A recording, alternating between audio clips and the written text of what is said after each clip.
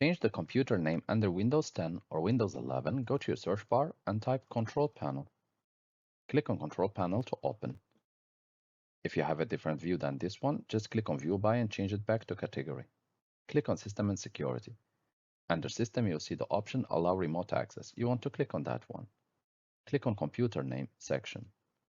And here, to rename this computer or change its domain or workgroup, click to change. So we are going to click Change here. And here you can rename your computer as you wish. As a next step, click OK. It says the new computer name testing. I have put a space, so it doesn't allow space and special characters. So we can name it testing. Click again OK.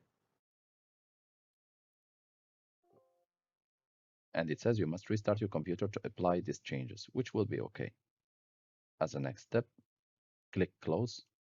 And once you restart your computer, the name should change.